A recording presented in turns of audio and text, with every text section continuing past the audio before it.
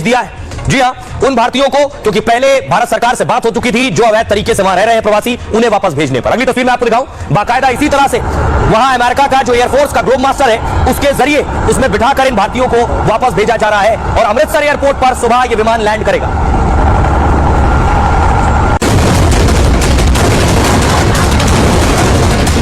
America में पकड़े गए सैकड़ों भारतीय और उन्हें वापस भेज दिया है हिंदुस्तान।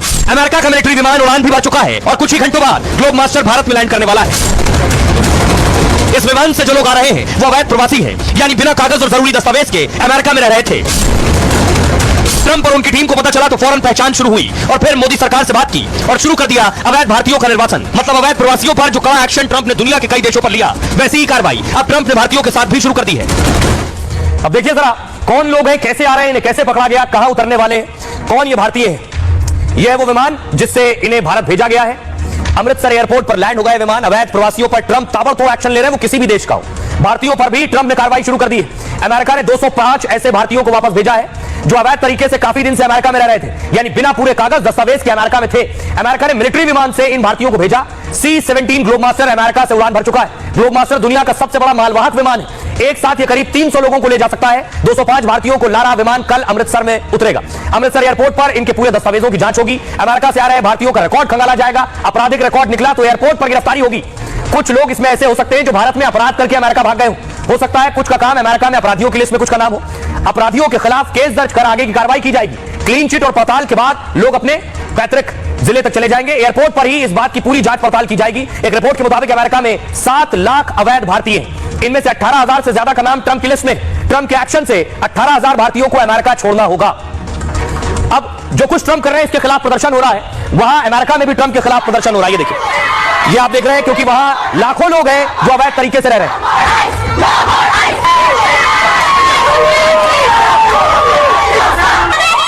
अब देखिए जरा, कितने लोग हैं जो अमेरिका में हैं, क्योंकि सिर्फ भारत घुसपैठ और घुसपैठियों से परेशान नहीं। अमेरिका में देखिए कहां के कितने लोग हैं। मैक्सिको के 40.5 लाख लोग अमेरिका में, अल सल्वाडोर के 7.5 लाख लोग अमेरिका में, भारत के 7,25,000 लोग ऐसे हैं जिनके वीजा खत्म हो चुका है या अवैध तरीके से घुसे।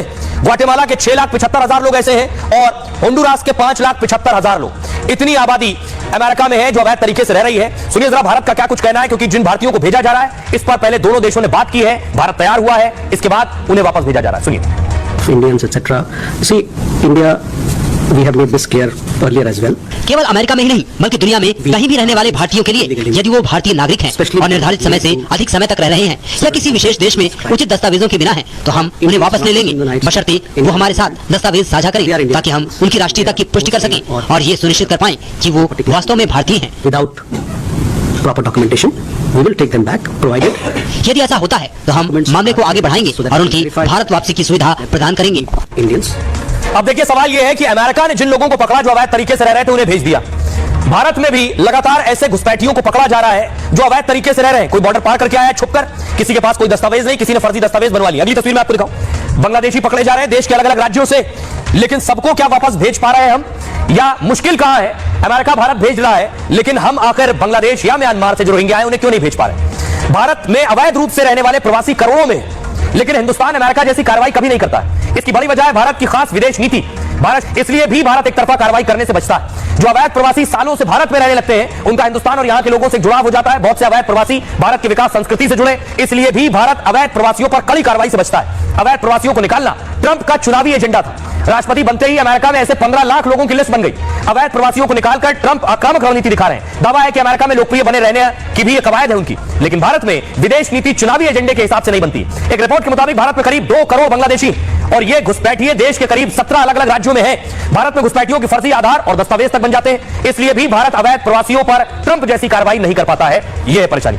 आइए आपको हमारे साथ खास मेहमान जुड़ रहे हैं, दीपक बोरा साहब कई मुल्कों में रहे हैं। दीपक बोरा साहब, सवाल यह है, अमेरिका ट्रंप जिन अवैध लोगों को वापस भेज रहा है आसानी से, हमारे देश में जो अवैध तरीके से रहते हैं हम उन्हें इस तरह से नहीं भेज पाते हैं। हमने अभी बताया कि हमारी नीति में का हिस्सा है, या कैसे संभव है जो बांग्लादेश से आए हैं उन्हें वापस भेजा जा सके, जो म्यांमार के हैं उन्हें वापस भेजा जा सके? अमेरिका में राष्ट्रपति की जो पावर है उसको हम कहते हैं ओवरवेलमिंग पावर। उन्होंने एक हस्ताक्षर किया, उसको एग्जीक्यूटिव डिक्री कहते हैं। फौज को बोला कि आपका काम नहीं है मेक्सिको के साथ मिसाल के तौर पे जो हमारा बॉर्डर है और जो गैर कानूनी तरीके से लोग आते हैं उनको वापस धकेलना, लेकिन अब मैं आपको ये अथॉरिटी दे रहा हूं, आप जाइए उनको वापस कर दीजिएगा। और फिर मजेदार चीज ये है कि अमेरिका की जो आईस है जिसको कहते हैं इमिग्रेशन एंड कस्टम एनफोर्समेंट, वो गुरुद्वारों में गए हैं, वो मस्जिदों में गए हैं और वहां पर जो गैर कानूनी तरीके से लोग रहते थे उनको उन्होंने वहां से निकाल कर उनके देशों में वापस भेज दिया। हम क्यों नहीं ये कर पा रहे? क्योंकि भारतीय मूल के जो गैर कानूनी तरीके से लोग रह रहे थे अमेरिका में वो भी वापस आ रहे। संविधान में अगर हम चाहें संशोधन कर सकते थे कि जो भी कोई गैर कानूनी तरीके से व्यक्ति यहाँ पर आएगा उसको तुरंत हम बाहर निकाल देंगे, उसको सजा दी जाएगी और फिर जिस देश से वो आया है वहां पर हम उसको वापस भेज देंगे। हमारी इतनी आज ताकत है कि हमारी इस मामले में कोई मुखालफत नहीं कर सकता। आज देखिए इसी तरह का एक मामला असम का मामला कोर्ट तक पहुंच गया। सुप्रीम कोर्ट में एक मामले पर सुनवाई हुई। अगली तस्वीर में आपको दिखाऊं, असम सरकार ने बहुत से लोगों को डिटेंशन सेंटर में रखा हुआ था। यह मामला कोर्ट तक गया क्योंकि अगर कोई अवैध रूप से घुसाया है उसे आप डिटेंशन सेंटर में रखते हैं, उस पर भी सवालों के जवाब देने होंगे। देखिए जरा, ये आप देख रहे हैं तस्वीर। डिटेंशन सेंटर केस में सुप्रीम कोर्ट ने सरकार को फटकार लगाई। पूछा 63 विदेशी अब तक डिटेंशन सेंटर में क्यों है? क्या असम सरकार किसी मुहूर्त के इंतजार में है? 2 जजों की पीठ ने अवैध नागरिक के केस की सुनवाई की कि आप कह रहे हैं आपको विदेशियों का पता नहीं मालूम है, आप नागरिकता जानते हैं तो पता मिलने का इंतजार क्यों? यह तो दूसरे देश को तय करना है कि उन्हें कहां